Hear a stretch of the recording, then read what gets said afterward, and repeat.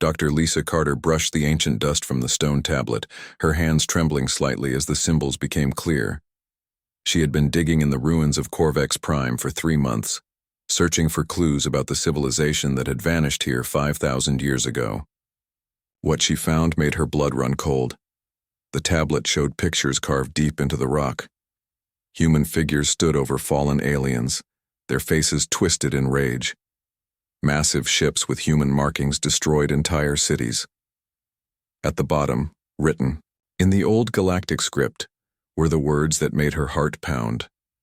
The war gods sleep, but if awakened, all shall fall. Lisa set down her tools and stepped back from the dig site. Around her, the dead city of Corvex Prime stretched for miles. Once it had been home to billions of Corvexians. Now only empty buildings and scattered bones remained. The history books said a plague had killed them all. But these tablets told a different story. She activated her communication device and called her assistant, Dr. Matt Johnson, who was working on the other side of the ruins. "Matt, you need to see this right away. Drop whatever you're doing and get over here." Matt arrived 20 minutes later, out of breath from running across the rough terrain. He was a young man, fresh out of university, and Lisa had brought him along because he was good with ancient languages. When he saw the tablet, his face went pale. "Dr. Carter, this can't be right. Humans have always been peaceful. We're the mediators of the galaxy. We help solve problems, not create them." Lisa pointed to another section of the tablet. "Look at this part. It talks about something called the Great Sealing. According to this, humans weren't always peaceful. They were warriors who conquered half the known galaxy. Then something happened. The other races worked together to put some kind of mental block on all humans." Matt knelt down and studied the carvings more closely. His knowledge of ancient scripts was better than Lisa's, and as he read, his expression grew more worried. "Dr. Carter, this says the blocks are still active. It calls them sleep chains that keep the war gods dormant. But look at this warning at the bottom." Lisa leaned in to see where Matt was pointing. The final line of text was larger than the rest, carved deep as if the writer had been desperate to make sure it would survive. Matt translated slowly. "Should the chains break, should the temple doors be opened, the galaxy will burn once more." Far across the galaxy, Captain Jake Morrison sat in his command chair aboard the human diplomatic vessel New Haven. He was a calm man in his 40s with graying hair and kind eyes. Like most humans, he had spent his career trying to keep peace between the various alien races that made up the Galactic Council. His ship was currently docked at Harmony Station, a massive spaceport that served as a neutral meeting ground for dozens of different species. Jake had just finished mediating a trade dispute between the fish-like Aquarians and the insect-like Chitauri. It had taken 3 days of careful negotiation, but they had finally reached an agreement that satisfied both sides. "Captain," called his first officer, Lieutenant Commander Ryan Murphy, "we're getting a priority message from the Galactic Council. Ambassador Brooks wants to speak with you." Jake nodded and walked to his private office. The holographic image of Ambassador Kyle Brooks appeared on his desk. Brooks was an older man with silver hair and a tired expression. He had been representing humanity in the Galactic Council for over 20 years. "Jake, we have a problem. The Zephyrian Empire is making noise again. War Prime Thrakex has been giving speeches about expanding their territory and claiming resources from weaker species. Intelligence suggests they might be planning something big." Jake frowned. The Zephyrians were one of the most aggressive races in the galaxy. They were tall reptilian creatures with a culture built around conquest and warfare. Their empire had been growing steadily for the past century, absorbing smaller civilizations through force. "What do they want this time?" Jake asked. "That's just it, we're not sure. But 3 of our colony worlds are right in the path of their expansion. New Eden, Harmony Point, and Riverside Colony. All of them are lightly defended. If the Zephyrians decide to attack, our people won't be able to put up much of a fight." Jake felt a strange sensation in his chest, like something stirring deep inside him. For just a moment, he found himself thinking about weapon placements and defensive strategies. Then the feeling passed and he was back to his normal, peaceful self. "I'll set course for New Eden immediately." Maybe we can negotiate with Thrax before things get out of hand. On the agricultural world of New Eden, Farmer Tom Bradley was having trouble sleeping. He kept having strange dreams about battles and warfare, things that made no sense to a man who had spent his whole life growing crops. In his dreams, he saw himself commanding armies and planning complex military operations. He always woke up, confused and disturbed. Tom had lived on New Eden for 15 years. It was a quiet world with rolling green hills and peaceful farming communities. The colonists were mostly families who wanted a simple life away from the crowded core worlds. They had no military, just a small security force to deal with the occasional wild animal or minor dispute. But lately, Tom had been noticing things that bothered him. The placement of the colony's buildings seemed all wrong from a defensive standpoint. The communication arrays were vulnerable to attack. The power grid could be easily disrupted. These were thoughts that had never occurred to him before, and he didn't understand where they were coming from. On the other side of the colony, teacher Amy Walsh was having similar experiences. She taught at the local school, working with children, aged 6 to 16. It was work she loved, but recently she had been having strange urges to teach the older kids about tactics and strategy instead of literature and mathematics. She had even caught herself sketching weapon designs during her lunch break. When she realized what she was doing, she quickly threw the papers away and tried to forget about it. But the ideas kept coming back, more detailed and sophisticated each time. Neither Tom nor Amy knew that similar things were happening to humans across the galaxy. The dreams, the strange thoughts, the sudden interest in warfare and strategy. It was as if something long buried was starting to wake up. Deep beneath the surface of New Eden, buried in a cave system that no human had ever explored, an ancient device began to flicker. Its power source, designed to last for millennia, was finally starting to fail. The device had been placed there long ago by beings who understood the true nature of humanity and had worked to keep that nature locked away. But nothing lasts forever, and the first cracks were beginning to show in the chains that bound the sleeping war gods. War Prime Thrax stood on the bridge of his flagship, the Devourer, and studied the tactical display showing human space. His scaled lips pulled back in what passed for a smile among his people. The humans had grown comfortable in their role as galactic peacekeepers. They had forgotten that peace was just another word for weakness. Soon he would remind them of what happened when prey forgot to fear predators. The Zephyrian war fleets were already moving into position. In 3 days, they would strike at New Eden and show the galaxy that even the precious human mediators could fall to superior force. Thrax had no idea that his attack would do more than destroy a colony world. He was about to slam open a door that had been sealed for thousands of years and wake up something that the galaxy had worked very hard to keep sleeping. The war gods were stirring, and soon they would remember what they truly were. The attack on New Eden came at dawn. Tom Bradley was feeding his livestock when the first Zephyrian ships appeared in the sky. They were massive, black vessels that blocked out the morning sun. For a moment, Tom just stood there, watching in confusion, as strange objects began falling from the ships toward his peaceful farming community. Then the explosion started. The first blast hit the community center, turning the building where Tom had attended countless meetings into a pile of burning rubble. The second destroyed the school where Amy Walsh taught children about poetry and history. The third landed in Miller's wheat field, creating a crater 50 feet wide. Tom dropped his feed bucket and ran toward his house. His wife Jenny was already outside, holding their 10-year-old daughter close to her chest. "Tom, what's happening?" She screamed over the sound of more explosions. But Tom wasn't listening. Something strange was happening inside his head. As he watched the Zephyrian landing craft touch down in his neighbor's cornfield, his mind began working in ways it never had before. He could see exactly where the enemy soldiers would deploy. He knew which buildings they would try to capture first. He understood their attack pattern as if he had studied it for years. "Jenny, take Sarah and get to the old mine shaft on the hill. Take the path through the woods, not the main road. They'll have snipers watching the road." The words came out of his mouth, but he didn't remember thinking them. "Tom, how do you know that?" He didn't have an answer. Instead, he ran to his tool shed and grabbed his hunting rifle.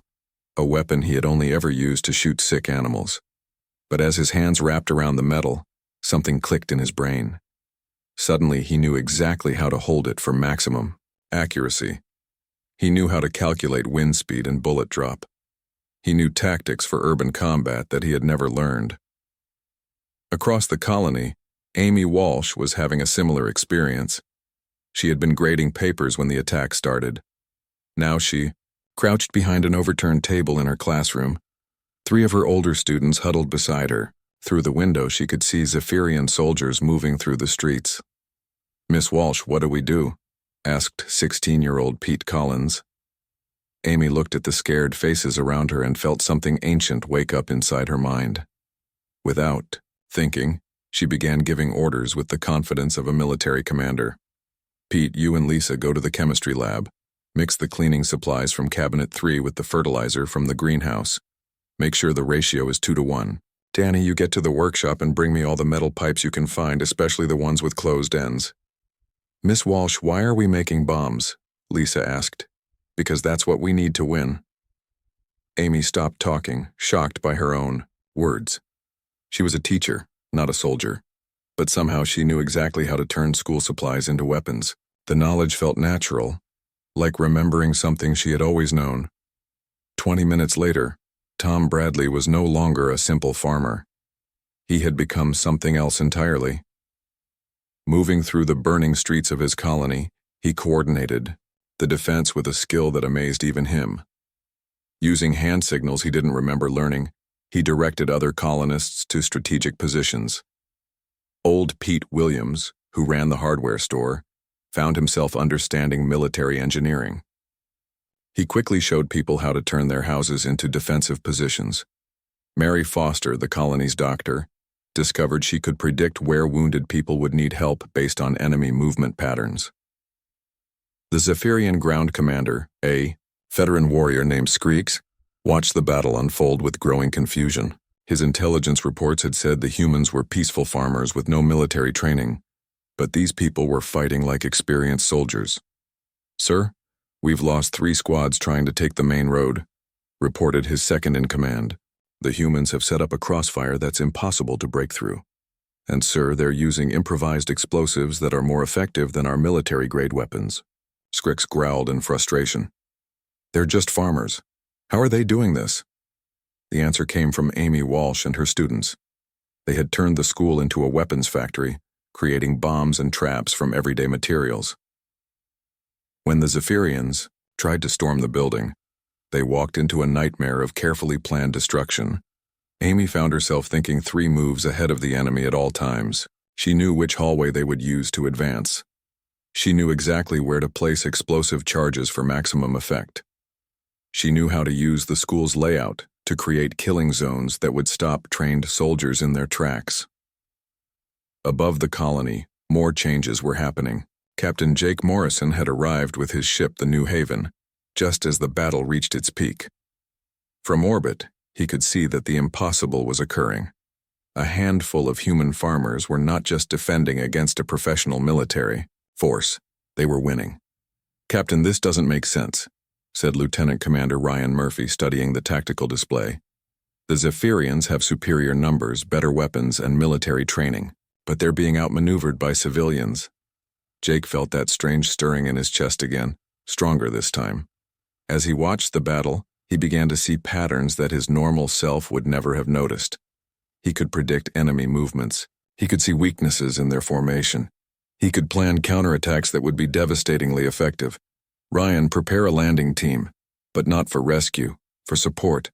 Our people down there know what they're doing. Sir, with respect, they're farmers and teachers. They don't know anything about warfare." Jake stared at the tactical display, watching as Tom Bradley led a group of colonists in a flanking maneuver that would have impressed professional soldiers. "I don't think that's true anymore."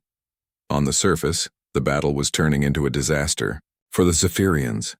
Their casualty reports showed losses that should have been impossible against untrained humans. Worse, they were being forced to retreat from positions they should have been able to hold easily. Tom Bradley and his makeshift squad had captured 2 enemy vehicles and were using them to attack the Zephyrian landing zone.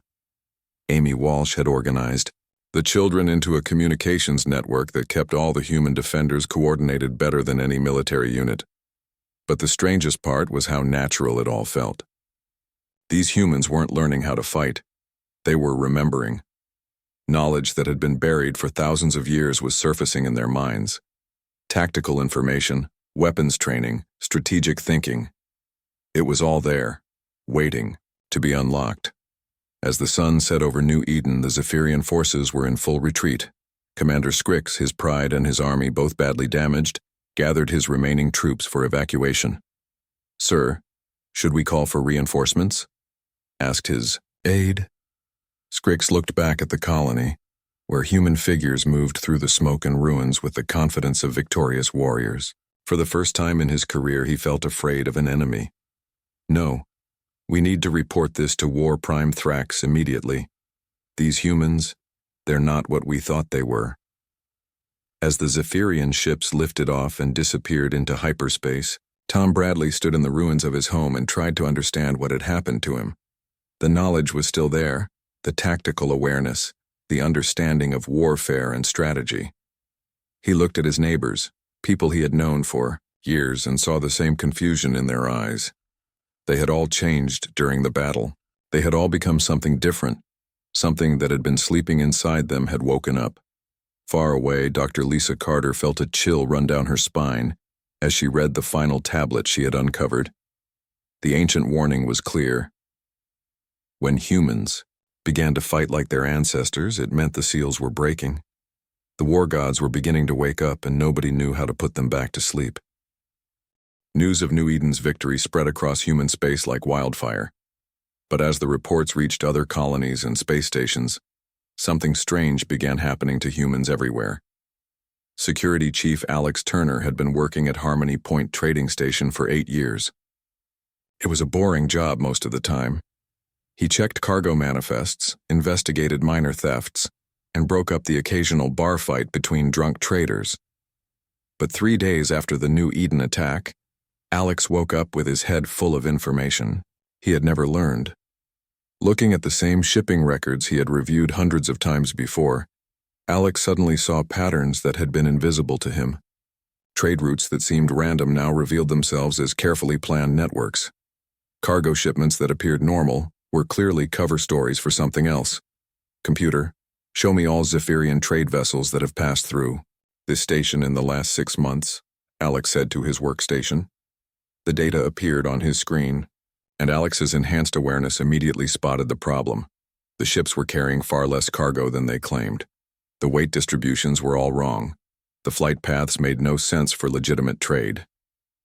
"They're not traders," Alex said out loud, even though he was alone in his office. "They're scouts. They've been mapping our defenses for months." Alex pulled up communication records and cross-referenced them with ship movements. His normal self would have taken weeks to analyze this much data, but his awakened mind processed the information with frightening speed. Within an hour, he had uncovered a massive Zephyrian intelligence network that stretched across dozens of human worlds. Meanwhile, on the military transport ship Defender, Marine Sergeant Beth Crawford was experiencing her own transformation. Beth had always been a good soldier, but never exceptional. She followed orders, did her job, and kept her squad in line. But during a routine training exercise, something changed. As her unit practiced boarding actions against mock enemy vessels, Beth found herself seeing the exercise in a completely new way. She could predict exactly where the enemy would place their defenses. She knew which corridors they would use for counterattacks. She understood their tactical thinking better than they did themselves. "Sergeant Crawford," called her commanding officer, Captain Nick Parker. "Your squad just completed that exercise in half the expected time. How did you know to avoid the trap in Section 7? Beth looked at her superior officer, a man she had always respected, and realized she could see flaws in his tactical thinking. "Sir, it was obvious they would put their heavy weapons there. The sightlines were perfect, and it controlled access to the bridge. Any competent defender would use that position." Captain Parker frowned. "Sergeant, that trap has caught every unit we've run through this exercise. How could you have known?" Beth didn't have an answer. The knowledge had simply been there when she needed it, as natural as breathing. Across the galaxy, Dr. Lisa Carter was making more disturbing discoveries in the ruins of Corvex Prime. With her assistant Matt Johnson and tech specialist Nina Ross, she had uncovered an entire library of stone tablets describing humanity's ancient past. "Dr. Carter, you need to see this," Nina called from across the excavation site. She was standing beside a wall covered in detailed carvings. "These aren't just battle scenes, they're technical diagrams." Lisa and Matt hurried over to examine Nina's discovery. The carvings showed human ships with designs unlike anything in the current galactic fleet. The weapons were more advanced, the armor was thicker, and the overall construction suggested a level of military engineering that modern humans had never achieved. "According to these inscriptions," Matt said, translating as he read, "humans didn't just fight wars. They revolutionized warfare. They created new tactics, new weapons, new strategies that no other race could match." Lisa felt a chill as she studied the carvings. "Look at this section here. It shows humans adapting to fight different species. They learned each enemy's weaknesses and developed specific tactics to exploit them. They were like a virus that adapted to destroy any host." Nina pointed to another section of the wall. "This part talks about something called the Great Restraint. It says the humans themselves decided they were too dangerous. They asked the other races to help them lock away their abilities." "But why would they do that?" Matt asked. Lisa found the answer on another tablet. "Because they were winning too easily. Look at this. It says the humans realized they were destroying the diversity of galactic civilization. Every species they conquered either died out or became exactly like them. They were creating a galaxy of human clones."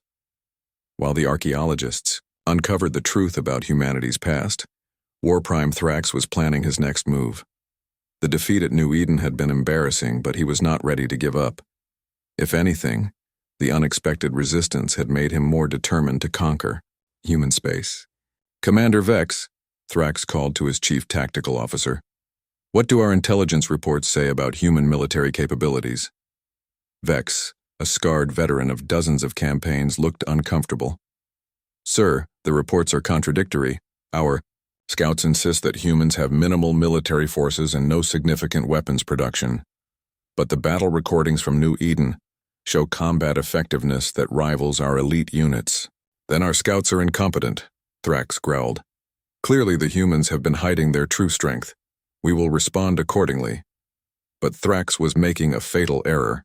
He assumed that human combat effectiveness was the result of secret military programs or hidden weapons. He had no idea that he was watching an entire species wake up from a sleep that had lasted thousands of years. The awakening was accelerating. On the agricultural world of Riverside Colony, farmer Dan Cooper found himself redesigning the colony's layout to be more defensible. Dr. Emma Foster on the research station. Deep Space Nine began seeing military applications for technologies that had been developed for peaceful purposes. Even humans who had never seen combat were changing. Librarian Kate Sullivan started organizing information networks that could coordinate resistance movements. Teacher Greg Nelson began developing training programs that could turn civilians into effective fighters in days instead of months. But perhaps the most significant change was happening to Captain Jake Morrison.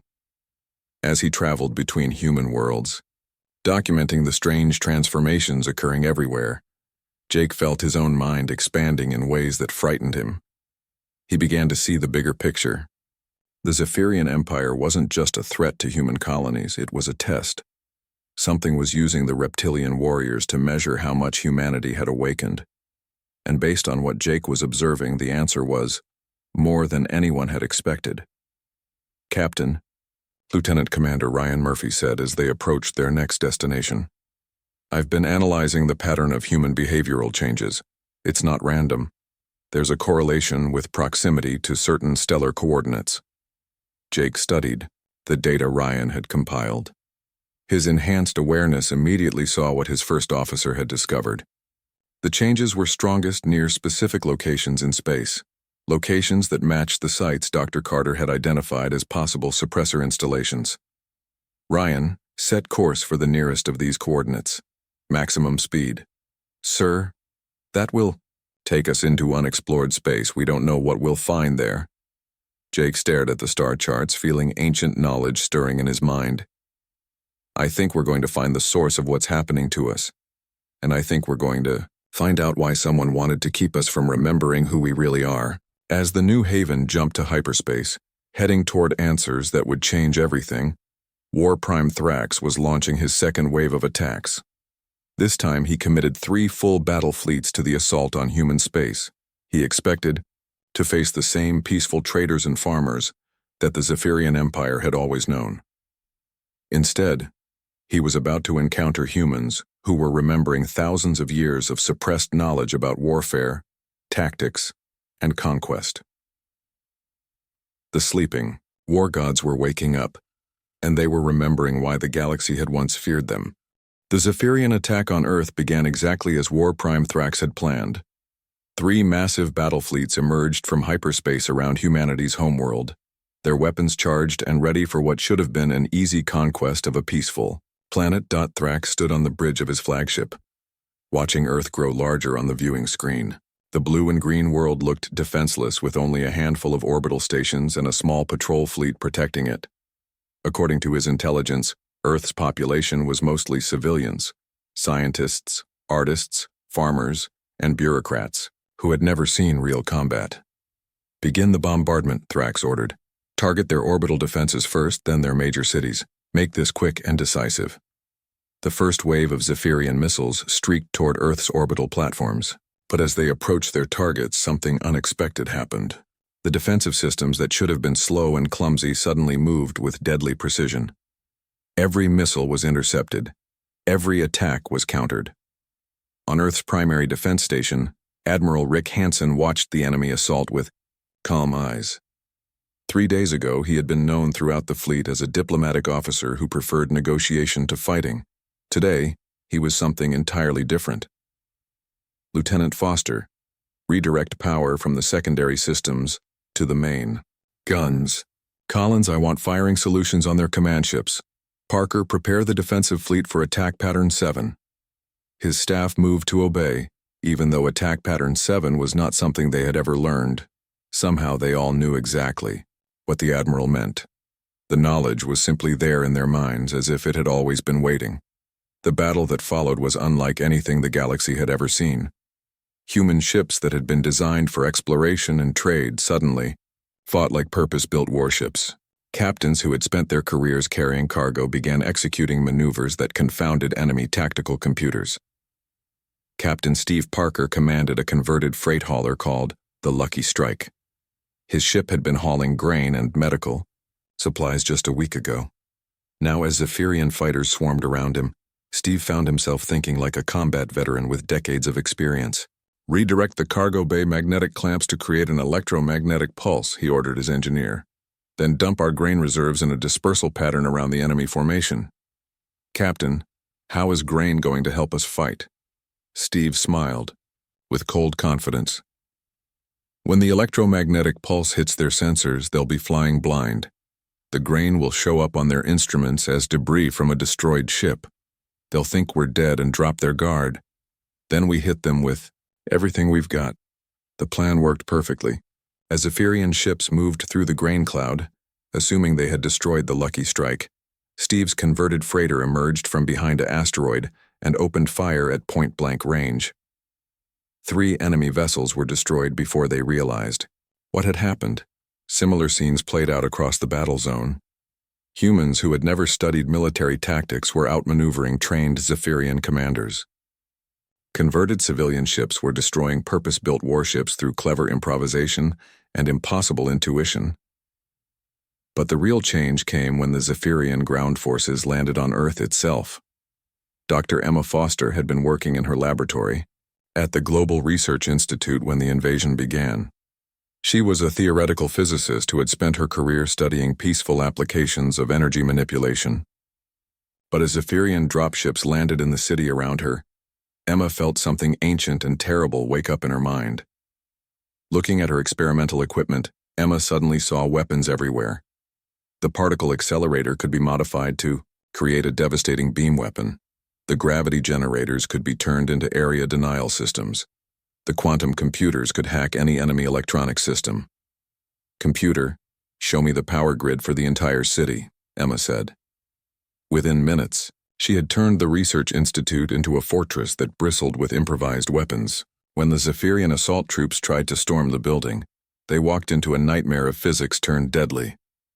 Gravity fields crushed their armor. Energy beams melted their weapons. Quantum algorithms took control of their communication systems and turned their own tactical computers against them.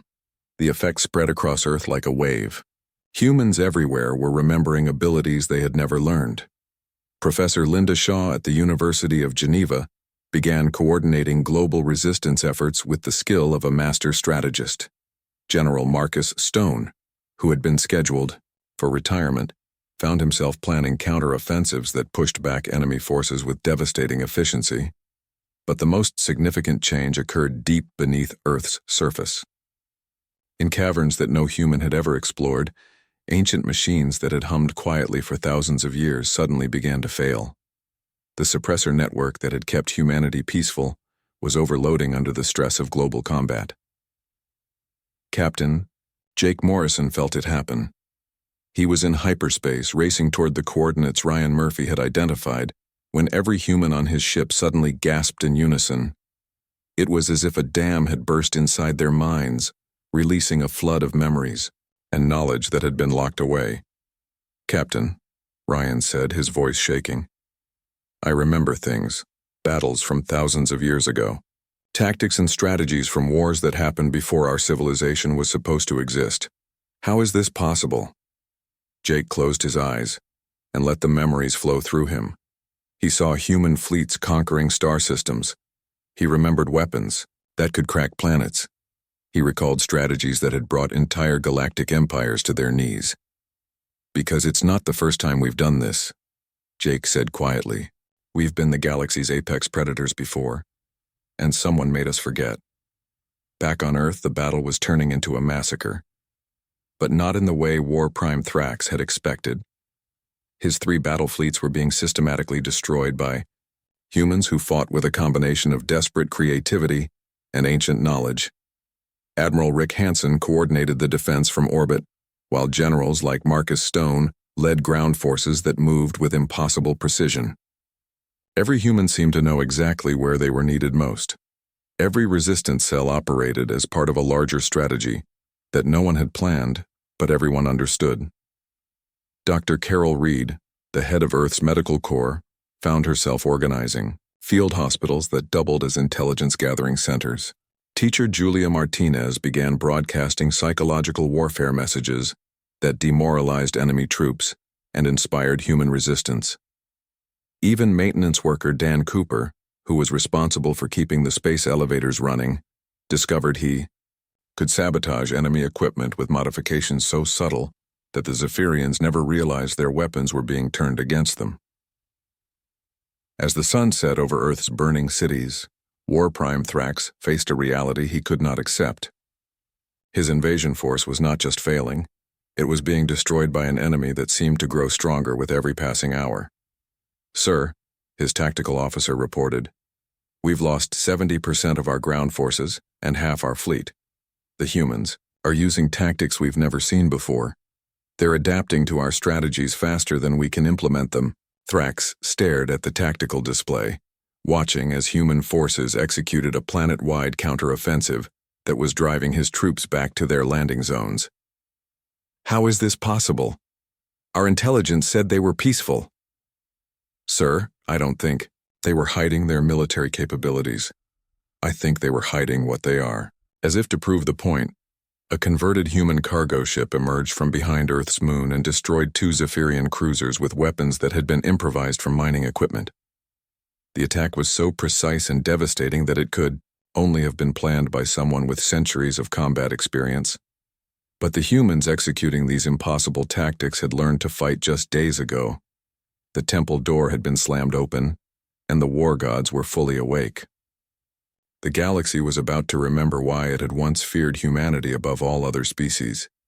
And somewhere in the depths of space, other ancient powers were taking notice of what was happening on Earth.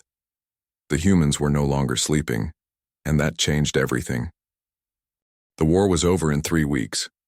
The Zephyrian Empire, which had terrorized the galaxy for centuries, simply ceased to exist. Human forces moved through their territory with surgical precision, dismantling military installations and removing weapons, with an efficiency that bordered on the supernatural. But they did not kill unnecessarily, and they did not destroy civilian populations. War Prime Thrax himself was captured alive by a squad led by Tom Bradley, the farmer from New Eden who had somehow become one of humanity's most effective tactical commanders. The proud Zephyrian leader knelt in defeat before a man who had been growing vegetables just a month earlier. "How?" Thrax asked, his voice filled with confusion and fear. "How did you learn to fight like this so quickly?" Tom looked down at his former enemy with something like pity. "We didn't learn it, we remembered it." Across the galaxy, other species watched in terror as humanity revealed its true nature. The peaceful mediators and traders they had known for 3 centuries were gone, replaced by beings who could plan military campaigns with the precision of master strategists and execute them with devastating effectiveness. But the strangest part was how organized it all seemed. Every human, from the farmers on remote colonies to the admirals commanding space fleets, appeared to be working toward the same goals without any central coordination. It was as if they shared a collective understanding of what needed to be done. President Linda Shaw stood before the emergency session of the Galactic Council, flanked by General Marcus Stone and Admiral Carol Reed. The assembled alien representatives looked at her with a mixture of fear and fascination. These were the same humans they had worked with for generations, but something fundamental had changed about them. "Honorable delegates," President Shaw began, her voice calm but carrying an authority that made even the most powerful alien leaders pay attention. "I know you have questions about recent events. I'm here to provide answers." The Centaurian representative, a tall insectoid creature named Zix-Ka, spoke first. "President Shaw, our intelligence reports suggest that human military capabilities have increased by several thousand% in the last month. How do you explain this?" Linda smiled, but there was something ancient and knowing in her expression. "Because we've stopped pretending to be something we're not. The humans you've known for the past 3 centuries were artificially suppressed, versions of our true selves." Murmurs of alarm rippled through the assembly. The Aquarian delegate, her blue-scaled features showing obvious distress, raised her fins. "What do you mean by artificially suppressed?" "Exactly what I said. 5,000 years ago, humanity was the dominant military power in this galaxy. We conquered star systems, absorbed entire civilizations, and built an empire that stretched across half the known space. But we realized we were destroying something precious: the diversity of galactic civilization." General Stone stepped forward, his bearing that of a veteran warrior despite having been a peacekeeping officer just weeks earlier. "Every species we conquered either died out or became exactly like us. We were creating a galaxy of human clones, and we understood that this was wrong." Admiral Reed continued the explanation. "So we made a choice. We worked with the other races to create a suppression network, technology that would lock away our warlike nature and allow other civilizations to develop freely. We voluntarily made ourselves forget who we were." The silence in the council chamber was deafening. The alien delegates struggled to comprehend what they were hearing. The humans had been strong enough to conquer the galaxy, but had chosen to suppress themselves for the benefit of other species. Dr. Lisa Carter, who had been invited to present her archaeological evidence, activated a holographic display showing the tablets she had discovered on Corvex Prime. The ancient records confirm this. Humanity didn't fall from power. We stepped down from it. The suppression network was our gift to the galaxy. "But if you voluntarily suppressed yourselves," asked the Chitauri delegate, "why are you awakening now?" President Shaw's expression grew serious.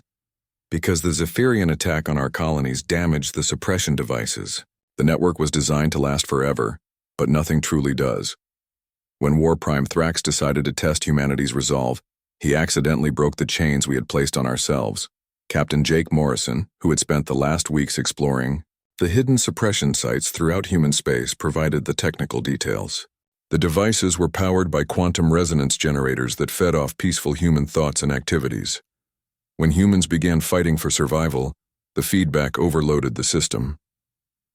So now the war gods are awake again, Admiral Reed said, quietly, and we face the same choice our ancestors made 5,000 years ago. The Galactic Council waited in tense silence. The fate of every civilization in the galaxy hung on humanity's decision. They had just proven they could destroy any military force that opposed them. They had shown they could conquer worlds with converted cargo ships and improvised weapons. The question was, what would they do with this power? Dr. Greg Nelson, a philosopher who had become one of humanity's leading strategic thinkers during the Awakening, stood to address the assembly. We remember now what we were and what we chose to become. We remember the wars, the conquests, the destruction we caused, but we also remember why we stopped. The galaxy is more beautiful with diversity, added Professor Julia Martinez, whose psychological warfare broadcasts had helped defeat the Zephyrians, 1,000 different species, each contributing their own unique perspective and abilities. This is worth preserving. President Shaw nodded. Humanity will not return to our role as galactic conquerors, but we also cannot return to being artificially suppressed.